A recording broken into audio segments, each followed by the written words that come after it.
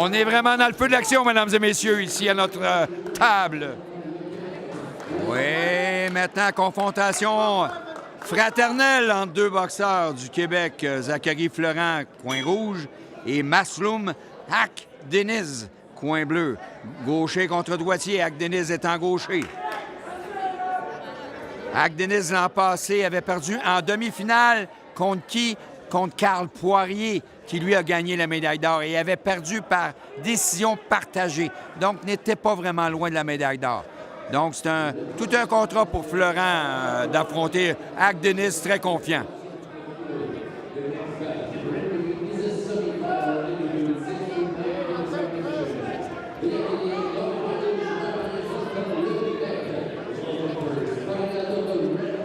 Oh, bonne main arrière ici d'Akdeniz qui a repoussé Florent le long des câbles.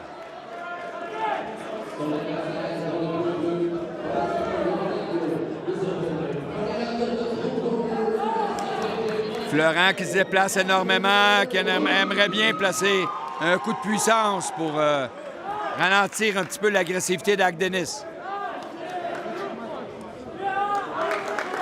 Akdeniz a beaucoup de partisans ici près de notre table. Vous les entendez sûrement.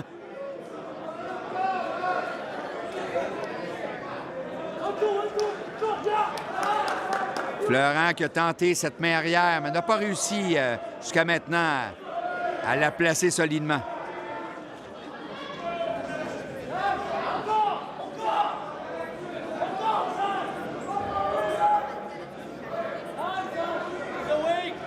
Akdeniz qui continue à être l'agresseur, celui qui force l'action, qui force les échanges.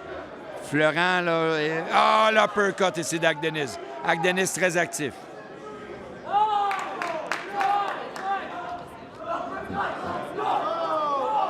Et là, on a des partisans de Florent aussi. On a des partisans des deux boxeurs un peu partout.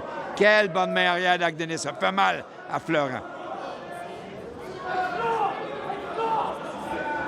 Akdeniz, jusqu'à maintenant, celui qui décide où ça se passe et quand ça se passe.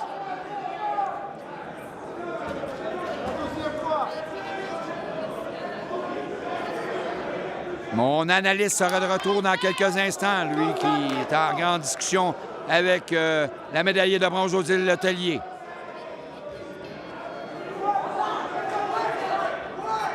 Et ici, Florent a penché sa tête, une réprimande de la part de l'arbitre, pas de dommage. Akdeniz qui continue, lui, à ouvrir la machine, là, à être le plus actif des deux. Ne laisse pas aucune chance à Florent de placer des bons coups sur la cible.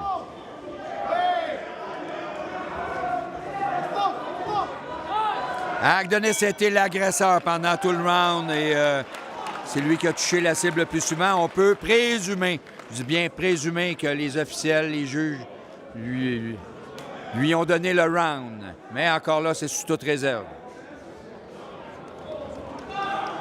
Et là, ça travaille fort dans les coins, là, les ajustements. Là. Dans le cas d'Akdeniz, on n'a pas des gros ajustements à faire compte tenu que ça a bien été au premier round.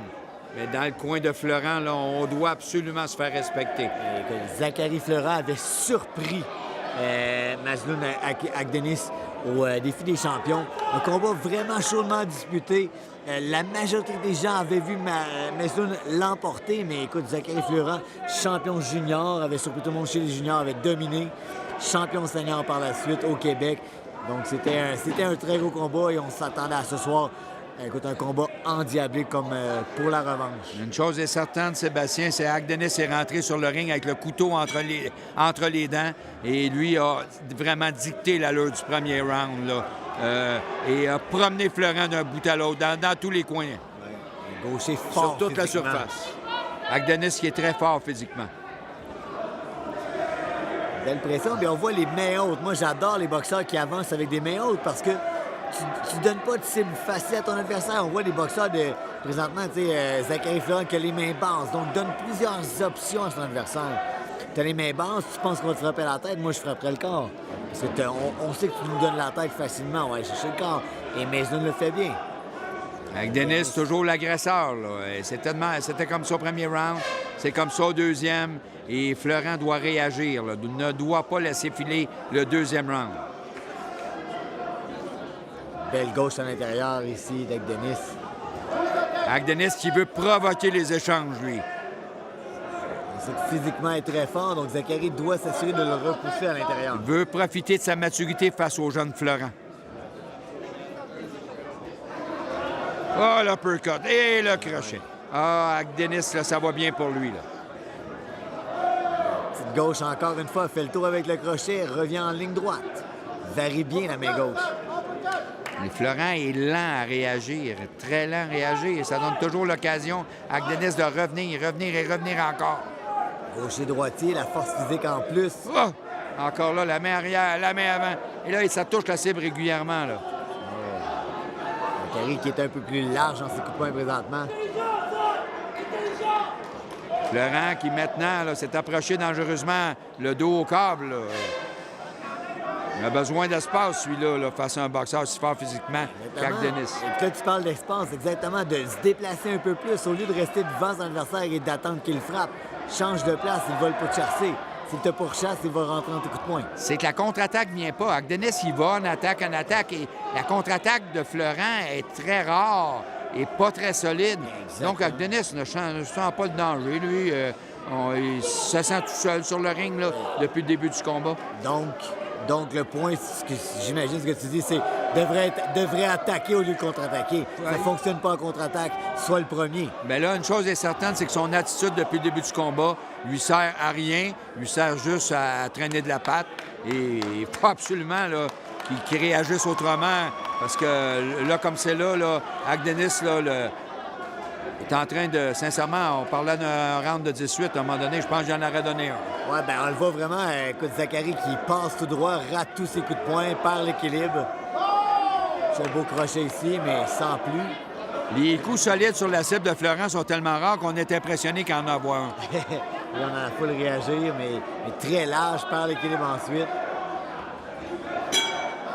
Oh, quel bon round encore une fois pour Agdenis. Difficile de ne pas lui donner. Et là, dans le cas de Florent, là, wow, on part de loin. Il va falloir là, qu'il se passe quelque chose de majeur dans le troisième round. Là. Gros ajustement au niveau de la technique. On doit soit reculer Agdenis ou soit justement se déplacer et exploser plus rapidement. Mais toujours frapper le premier. Oh oui, absolument. Là. En attente, là, ça n'a rien donné pendant 2 rounds. Là maintenant, il faut qu'il passe en attaque et vite et rapidement dès le départ du troisième round. Ça prend une sortie canon de son coin s'il veut gagner ce combat-là. Mais ça semble très ardu dans le coin. Là. Écoute, moi, la confiance n'est pas là. Ça prend un bon entraîneur pour te dire tu veux-tu gagner? Si tu veux gagner, ça prend un 18. Il faut vraiment que tu domines. Puis, rendu là, on n'est plus dans la stratégie, on est dans la motivation. Exactement.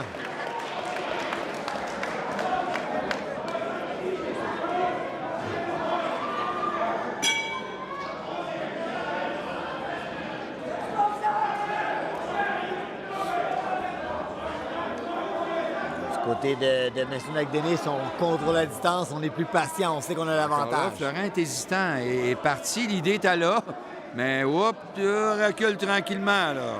Ben, écoute, il est habitué de voir Agdenis avancer, donc le voyait statique, il se disait, bon, c'est un piège. Est-ce que je vais pas? Agdenis, il a bien esquivé, là. N'est pas revenu en contre-attaque, mais s'est mis en sécurité avec ses esquives.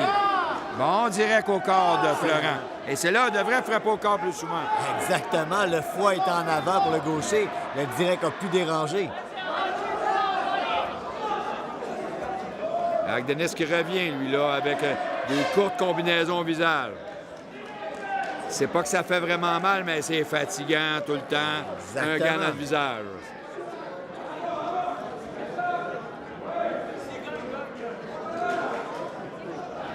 Et Florent qui est retourné côté passif. Exactement. Était même le dos au câble. Donc, Florent n'était pas dans son assiette. Non, ben écoute, on l'a déjà vu meilleur que ça. Exactement. Je l'ai vu tellement explosif au championnat du Québec au défi des champions. Au championnat canadien junior aussi, il avait surpris Xavier Gagnon. Écoute, causant la surprise à tout le monde au Québec et au Canada, avait gagné le championnat de boxeur du tournoi juvénile. Et là, il se fait connecter solide par la main arrière d'Agdenis qui lui paye la traite. la revanche est douce au cœur de l'Indien, là, Absolument. dans le cas d'Agdenis. Là. Oui. Il est en train de se payer toute une traite. Ah, écoute, peut se permettre d'être justement plus passif et exploser lorsqu'il veut parce que Zachary Florent ne réagit pas. Et Agdenis, on sent qu'il veut pas seulement gagner, il veut lui faire mal. Oui, oui, vraiment, il choisit. Comme il veut lui passer un message. Probablement, il se dit, il va être sur mon chemin, lui, là, encore. Moi, il laisser ma carte.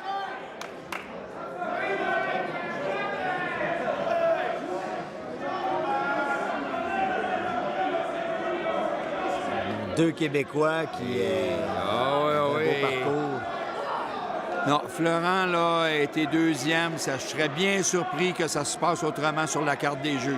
A été vraiment un combat décevant pour lui. Agdenis qui continue, là. Ah oui, au corps, à la tête.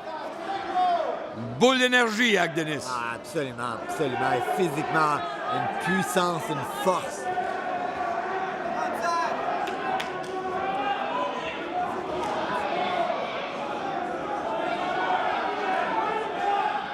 Même Agdenis, son jab touche. Et là, Florent, la tête basse. Oh!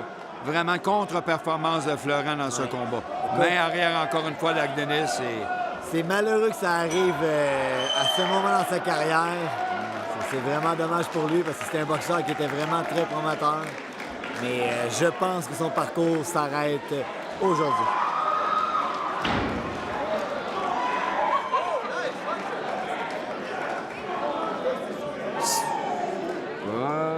De l'action dans l'autre ring, bien entendu. Nous, là, on est à gauche, à droite, là, à essayer de tout voir. Some words on this fight, Sébastien, for Agdenis and Florent. It was a pretty interesting fight from both fighters being from Quebec. Zachary Florent with Mason Agdenis. Florent beat Agdenis at the qualification for the national championship. And so it was a rematch that was really anticipated by everyone.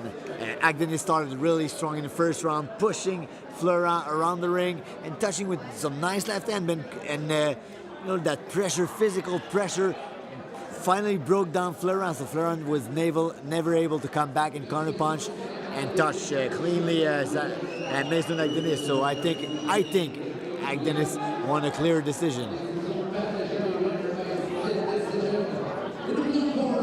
Oh, décision partagée, hein? Une petite surprise, une petite frayeur pour Agdenis. Très, très surprenant.